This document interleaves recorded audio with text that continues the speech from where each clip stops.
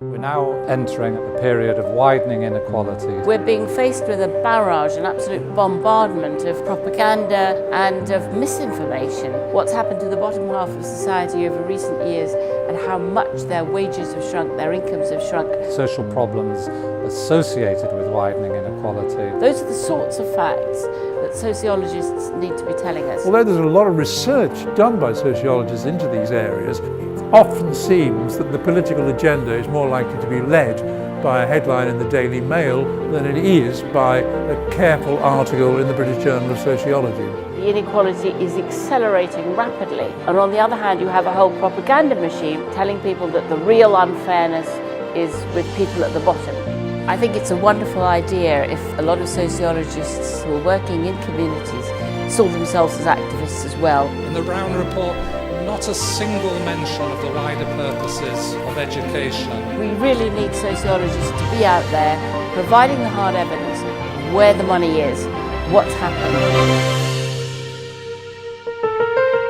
We now actually have to think of the relationship between democracy and government, the relationship of the public to government.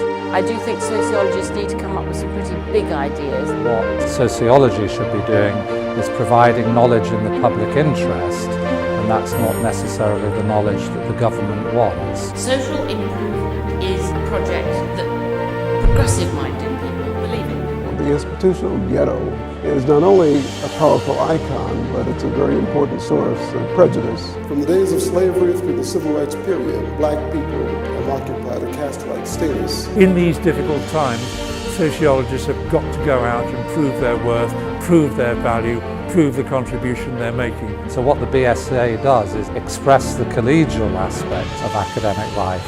And I think it's very important that I'm not seeing myself as simply one individual, but as a member of a wider community. Absolutely fantastic. It's my first time coming to anything like this. And we're always desperate for new research.